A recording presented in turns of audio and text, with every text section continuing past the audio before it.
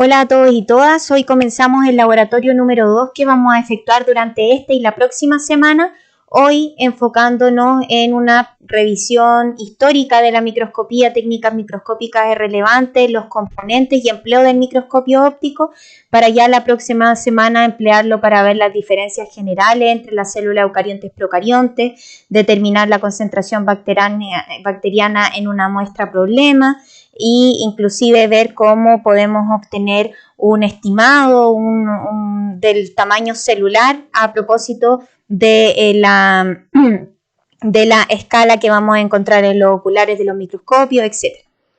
En cuanto a la historia de la microscopía, esta está ligada necesariamente a la historia de la civilización humana, ¿sí? Desde que el ser humano decide conocer, explorar y explicar el mundo que le rodea, entendiendo que si bien nuestros ojos nos permiten ver, también poseen limitaciones desde el rango de luz que es visible a nuestros ojos y desde el mínimo tamaño que es capaz de ver.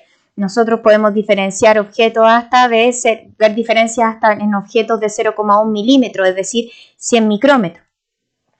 Entonces, desde civilizaciones antiguas es conocido, por ejemplo, que en Roma, China, se empleaban esferas con agua para poder ampliar la imagen de una muestra que se quería estudiar, pero ya posteriormente se empiezan a utilizar lentes para esto. Es conocido el lente más antiguo, el lente de Nimrud, encontrado a orillas del Tigris, de asentamientos asirios, que data de cerca del 710-750 a.C. y que habría sido empleado tanto para lograr concentrar los rayos provenientes del sol y poder prender fuego, como para también ampliar el tamaño de una muestra a estudiar. A pesar de todos estos elementos, líneas más bien holandesas plantean que el primer microscopio compuesto que juntaba dos lentes, habría sido construido por Zacharias Janssen y su padre en 1590. Esto basándose en hallazgos que se hicieron pero más adelante en el 1600, y la data de este artefacto no coincide. Por eso, autores más bien de la línea italiana plantean que fue Galileo Galilei quien es conocido su trabajo con lentes predominantemente desde la arista astronómica. También creó este ochiolino en 1612, donde se puede apreciar un lente ocular, un lente intermedio y un lente objetivo, que era empleado, y digamos, estos lentes estaban sujetos por estas piezas de madera, y estas piezas de madera a su vez unidas por este cuero verde, y todo este artefacto sostenido por esta pieza de metal para observar muestras desde acá abajo. Un amigo de Galileo Galilei, que también era miembro de la comunidad científica de ese entonces, Giovanni Faber, fue en 1625 el primero en nombrar este invento como microscopio.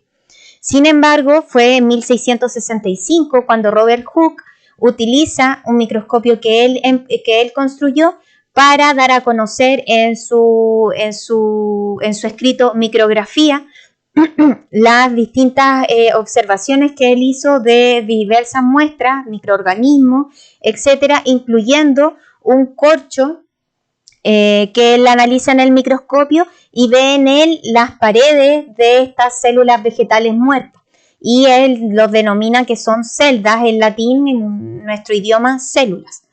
De ahí se suscitan una serie de diferentes tipos de microscopios. John Cooke plantea un diseño de microscopio óptico compuesto en 1742, más similar a lo que conocemos actualmente, pero es en 1675, 10 años después de Robert Hooke, quien el fisiólogo Marcello Malpighi confirma la existencia de células en tejidos vegetales, ya analizando tejidos vivos. Él fue un fisiólogo, de hecho, él es considerado en este mundo patriarcal el padre de la histología, a propósito de que fue el primero en emplear tinciones y con ellas demostró la presencia de capilares sanguíneos, etc. Así que tuvo importantes avances en esta arista. desde 1675 hacia más adelante, con las diversas propuestas de microscopios que se hicieron, nace y se da cabida en sí a la biología celular, que está indisolublemente ligada y nace precisamente a raíz de la historia de la microscopía. Luego de Malpighi hay diferentes trabajos de caracterización de bacterias, espermatozoides, glóbulos rojos, organismos unicelulares, etcétera, que confluyen ya en 1838 y 1839, cuando Matthias Leiden y Theodor Schwann terminan finalmente por comprobar que todos los tejidos vegetales y animales respectivamente están construidos por células. Ya se había conocido que habían organismos que se basaban en una célula, es decir, eran unicelulares. Ya más tarde se van conociendo los diversos organelos celulares, y así también la microscopía va evolucionando. De hecho, si bien en 1897 Ernst Haber crea la ley de Abbe, que plantea el límite de resolución, plantea de hecho que ya la microscopía de luz ha alcanzado el límite de resolución, que actualmente inclusive son 200 nanómetros o 0,2 micrómetros. Ahora bien, como toda la historia de esta ciencia está ligada, ya desde el siglo recién pasado se suman los conocimientos que plantea Albert Einstein sobre la dualidad de los electrones, Max Planck, entre otros, que permiten utilizar otras aproximaciones. En este caso, lo que se hace es que ya no se incide fotones sobre una muestra, sino que se incide un haz de electrones. Esto lo generó Ernst Ruska y Max Knoll, quienes obtuvieron el premio Nobel de Física por fabricar el primer microscopio electrónico de transmisión en 1931, que ya baja la resolución primeramente a 10 nanómetros, luego lo modifican y obtienen 7 nanómetros, y ya finalmente, más avanzado en el tiempo, se logra una resolución de 2 nanómetros. Así también, aprovechando esta característica dual de los electrones que describe, pero no logra explicar Albert Einstein, que tiene que ver con que el electrón tiene comportamiento de partícula, pero también de onda, es que así yo, si tengo un cable que conecta electrones, pero este cable está cortado básicamente, si este cable que transmite electrones está interrumpido, pero a una mínima distancia, por la característica dual de los electrones, el flujo electrónico continúa, ¿sí? Y en eso básicamente se basa el microscopio electrónico de barrido, cuyo el primero fue construido en 1938, pero se fue afinando hasta el 65, cuando logra una resolución de 2,5 nanómetros. Ya luego, entre 1980 y 1990, el microscopio electrónico de barrido alcanza una resolución bajo 2 nanómetros y el microscopio electrónico de transmisión bajo 0,1 nanómetros. Han ido avanzando y pasando por diversos tipos de microscopio, donde se distingue el microscopio de barrido de tunelaje, que básicamente ve las regiones de alta o baja densidad electrónica, y así esto se traduce en una imagen 3D que permite inferir la posición de los átomos individuales en una red. Por ejemplo, en este plástico se ve cómo se distribuyen los átomos de carbono. Así también, en 1986 nace el microscopio de fuerza atómica, donde ya en esta lámina puede ir haciendo seguimiento de, por ejemplo, cómo se van generando depósitos de azufre. Y ya se puede ver in situ transformaciones de la estructura de la materia, etc.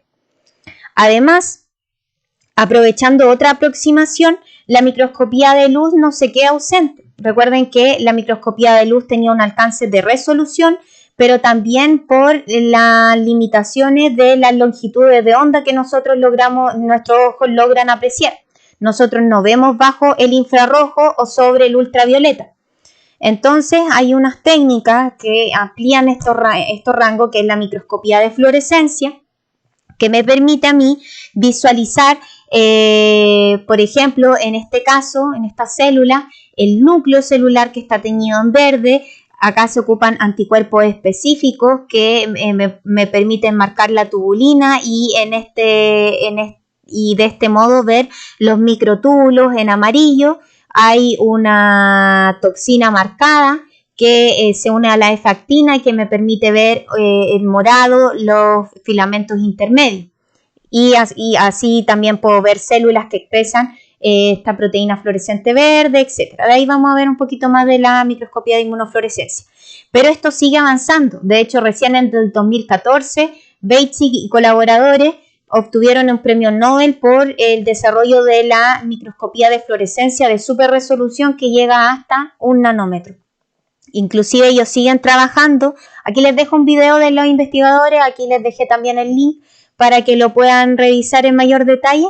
Y ellos explican que inclusive siguen trabajando en un proyecto donde quieren ver las moléculas, o sea, las moléculas in situ, cómo interaccionan con la membrana celular y los diversos componentes dentro de la célula. O sea, lo que veíamos a través solo de dinámicas moleculares, es decir, simulaciones en computadora, actualmente ya contamos con aparatos tecnológicos que nos permiten verlo in situ. Y con el avance sostenido hemos entonces logrado resolver el alcance del ojo humano a llegar a ver células, bacterias, con el microscopio electrónico ver los virus, veíamos las moléculas, inclusive el depósito de los átomos de azufre que se iban generando con la microscopía de fuerza atómica. Aquí, por ejemplo, vemos, gracias a la Fundación Osvaldo Cruz de Brasil, un microscopio electrónico de transmisión muestra fotografías de las partículas virales del SARS-CoV-2, cómo se van adosando alrededor de la célula, van interaccionando entonces las moléculas hasta infectarla, cambian el fenotipo de la célula, favoreciendo la secreción de los componentes que al virus le interesan. En este caso, ahí ya se encuentran listos las nuevas partículas virales que por exocitosis salen de la célula, nuevas partículas infectivas, a entonces continuar el ciclo de infección. Por otra parte, podemos ver, gracias a la microscopía electrónica con alta resolución, el lumen de los componentes sanguíneos, células endoteliales de la arteriola, la capa muscular, tejido conectivo, la estructura de la mitocondria de una célula pancreática. Ensayos de modelamiento ultraestructural permiten, por ejemplo, estudiar cómo se distribuyen las proteínas de superficie de los distintos virus, en este caso la cepa Antaan y Tulavirus, que son distintas cepas de antavirus, que permitieron estos ensayos ultraestructurales ver que en la membrana de estos virus se encuentran las glicoproteínas GN como homotetrámero interconectado a través de homodímeros de GC, entre otras cosas. Hay múltiples aplicaciones, de hecho, bueno, desde ahí podríamos sacar las técnicas de imagenología actual, la ecotomografía, la ecografía, los TAC con contraste, etc. En cuanto a la microscopía óptica, la forma más simple es la microscopía de campo claro. Todos los microscopios ópticos traen al menos 3 formas básicas de microscopía óptica. Esta es la más básica, donde la luz pasa a través de la muestra o es reflejada por ella. Las muestras deben ser delgadas y permite ver tanto células vivas como la que se ve aquí, o una tinción diferencial como una tinción gran que vemos acá. Por otra parte, encontramos la microscopía de contraste de fase, donde ya se utiliza un diafragma anular, donde el primer microscopio de contraste de fase fue creado en 1932 y en el cual se genera una imagen cuyo grado de oscuridad o brillantez se asocia a una mayor o menor densidad, es decir, un mayor o menor índice de refracción de la región de la muestra. Entonces es adecuada para ver en mayor detalle con respecto a la microscopía de campo claro, aquí la ven en esta fotografía de al medio, células en cultivo, hacer seguimiento. Bueno, uno acá cuando va a ver los cultivos ve al tiro si los cultivos se le contaminaron porque uno ve unos puntitos que se mueven que son bacterias. Pero acá en microscopía uno puede ver la localización y el movimiento de orgánulos, sobre todo cuando las células cambian a un perfil secretor y se ven los orgánulos de secreción y los orgánulos grandes en general. Por otra parte, encontramos la microscopía de contraste por interferencia diferencial, o DIC, que fue creada en 1952, donde a propósito de magnificar esta diferencia de fases por la diferencia de refracción, se emplea luz polarizada. Entonces eso permite aumentar las diferencias de fase o de contraste. El método de elección para detalles extremadamente pequeños y objetos gruesos. Aquí vemos cómo se ve claramente, por ejemplo, la membrana de estos glóbulos rojos, y define con facilidad los bordes de orgánulos grandes, lo podemos ver acá en esta figura a la derecha, como el núcleo y bueno, en el caso de las células vegetales, las vacuolas. También es necesario mencionar la microscopía de fluorescencia, que se basa en la propiedad fluorófora intrínseca de alguna molécula o detecta proteína o estructura aprovechando las propiedades fluoróforas de otra entidad que se utiliza como marcaje. En sí, un compuesto fluoróforo es aquel que absorbe la luz a una longitud de onda determinada, bajo la cual permite excitación y genera una emisión, es decir, fluoresce entregando un fotón de una cierta longitud de onda específica más larga que la que recibió.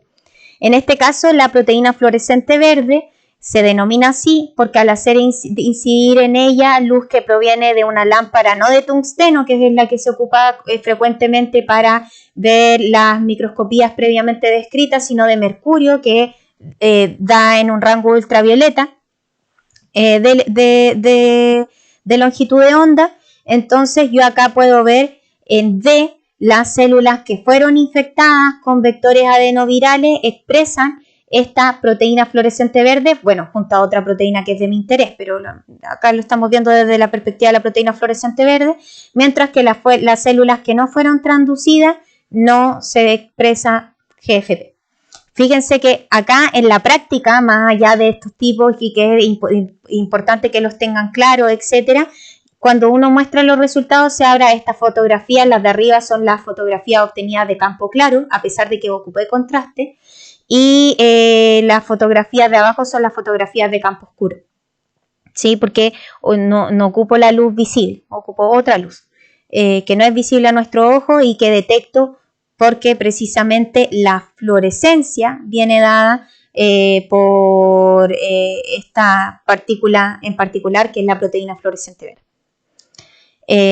No es ligado directamente a la microscopía, pero cuando uno analiza ADN, lo que se utilizan son agentes intercalantes de ADN, como en este caso el bromuro de tidio. Estas son fotografías de mis inicios.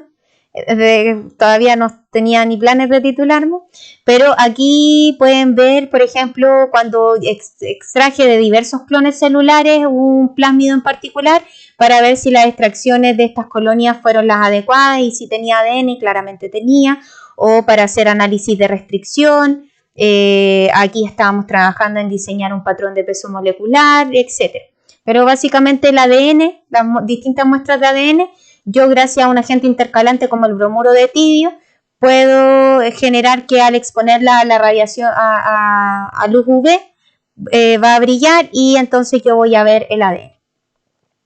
Asimismo, como les mostraba, aquí se muestran células SIJA que fueron transducidas con 0, 5, 25, 100, 50, 100 y 150 partículas virales por célula, y lógicamente a mayor infección, mayor expresión de GFP, mayor expresión de mi proteína. Esto ya después van a aprender a ver los geles de poliacrilamida y de Western blot, pero básicamente aquí detecté mi proteína de interés, que era GN, y que se aumenta su expresión así como va aumentando la expresión de GC. Así también, ya aquí hay una inmunofluorescencia en células como tal, que se hizo en células CHO, donde primero se tiñó el núcleo con DAPI, se utilizó la tinción DAPI, que se ve el núcleo en azul. Luego se utilizó un anticuerpo para detectar en las fotografías de arriba GN y las de abajo GC, las proteínas de antivirus que trabajaba. Entonces, aquí lo que se hace es permeabilizar las células. Bueno, para DAPI también hay que permeabilizar las células. Se exponen a un anticuerpo que reconozcan GN o GC y después se utiliza un segundo anticuerpo que reconoce este primer anticuerpo y que viene marcado con un fluoróforo, que en este caso emite en verde. Entonces yo ahí puedo ver la distribución de GN y de GC, y ya en la figura C veo el merge, donde ya se ve el núcleo y la proteína detectada tanto para GN como para GC.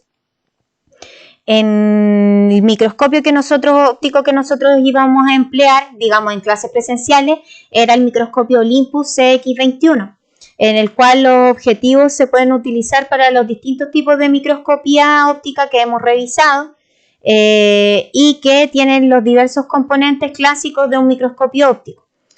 Recuerden que según la cantidad de oculares, los microscopios pueden ser monoculares, binoculares o en algunos casos trinoculares, cuando tienen una tercera salida para una cámara fotográfica o un artefacto computacional.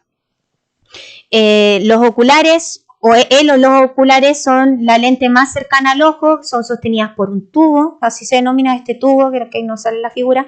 Luego en el microscopio encontramos esta columna o brazo, que es el sostén de los diversos componentes y es desde donde se toma el microscopio para transportarlo o moverlo junto a la base. Abajo encontramos acá este revólver, que es una pieza giratoria que contiene los objetivos, siendo estos objetivos las piezas que con combinación de diversas lentes permiten un mayor o menor aumento. De ahí vamos a revisar estos elementos, pero cada objetivo trae el nivel de aumento. Generalmente estos traen 4 por, 10 por, 40 por y 100 por. La apertura numérica, si el objetivo puede utilizar aceite de inmersión o no, y el grosor mínimo del cubreobjetos para trabajar con el objetivo. Abajo vemos esta platina negra, que es la estructura en la cual se posa la muestra, siendo sostenida por estas pinzas plateadas que se ven ahí de la platina. Ya abajo de la platina encontramos el condensador, que como su nombre lo indica es la pieza que condensa la luz proveniente de esta fuente de iluminación, lámpara o foco, que es en sí la fuente de luz, para hacerla incidir sobre la muestra. Para que la muestra quede debidamente situada, la platina se puede mover con estos tornillos que le van a permitir moverla de izquierda a derecha, de adelante hacia atrás, arriba hacia arriba y abajo se mueve con estos tornillos macrométricos, cuando ya son movimientos, digamos, más toscos, más rápidos, y en el micrométrico son movimientos, digamos, más finos y permite subir y bajar la platina lentamente. Ya abajo se encuentra la base o pie, que es la estructura basal y que otorga estabilidad al microscopio óptico.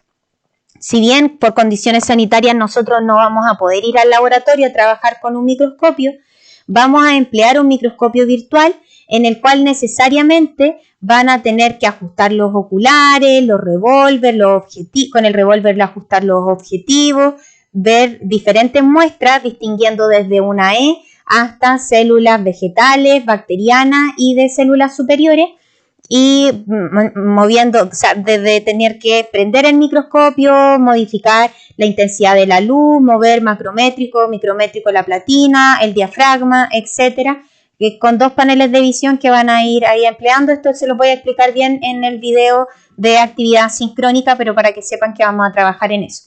Importante que tengan presente que, aun siendo una simulación virtual, no deja de considerar defectos frecuentes en el manejo del microscopio.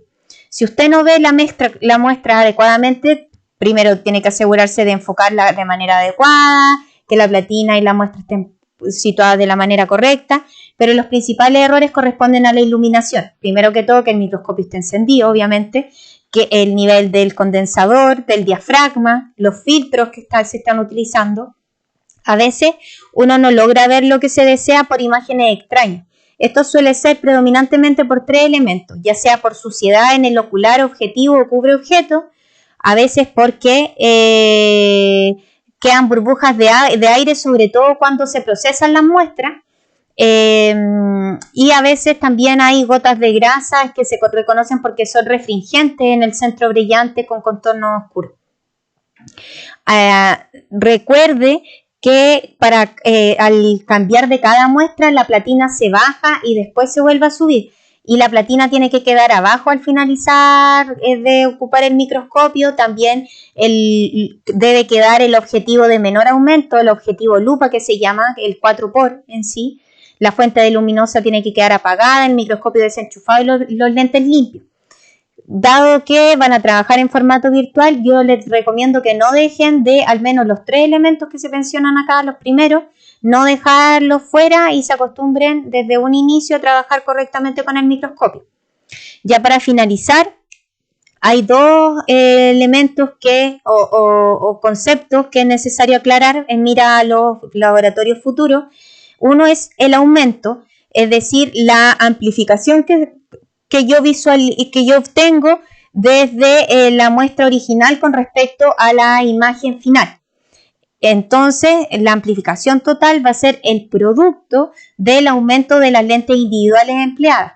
El lente ocular tiene un aumento de 10x y los lentes objetivos generalmente, en los microscopios que nosotros emplearíamos, los Olympus que utilizaríamos en el laboratorio presencial, como el que vamos a utilizar virtualmente, tienen aumentos 4x, 10x, 40x y 100x.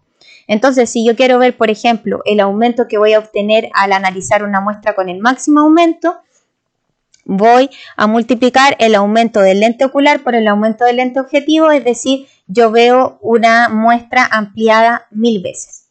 Ahora bien, todos saben que una foto yo la puedo tomar y ampliar todo lo que quiera, pero va a llegar un punto en que esa foto se me va a pixelear.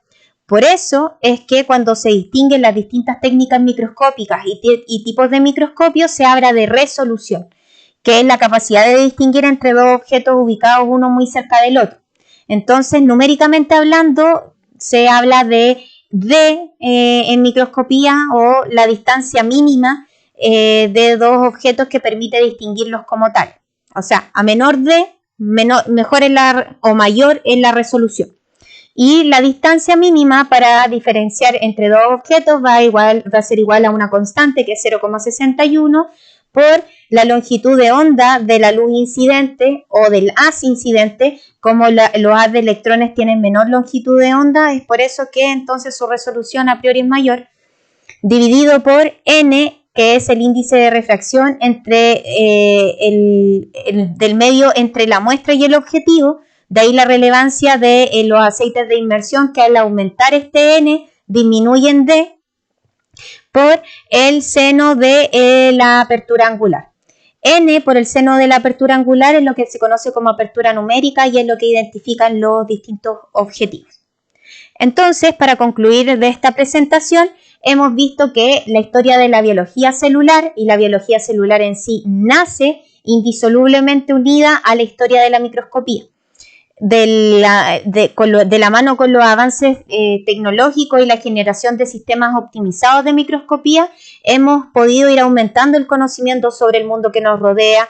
Ya desde el microscopio óptico podemos ver bacterias, células, diferenciar distintos tipos celulares que nos vamos a enfocar la próxima semana, pero desde ya manténgalo en la mira cuando visualicen las diversas muestras del microscopio virtual, e inclusive empleando las escalas que se obtienen, que ya se presentan actualmente en todos los oculares de los microscopios, podemos ver el tamaño aproximado de una célula desde una muestra que yo estoy estudiando. Y ya la microscopía electrónica, por cierto, presenta una mayor resolución, permitiendo alcanzar niveles atómicos, permitiéndonos ver, por ejemplo, estos depósitos de azufre que veíamos. Ahí les dejo la bibliografía. Y para finalizar, Lynn Margulis, quien creó la teoría, explicó y comprobó la teoría de endosimbiosis seriada como la vía para la formación de las células eucariontes, plantea que la vida es la unión simbiótica y cooperativa que permite triunfar a quienes se asocian. Por su atención, muchas gracias.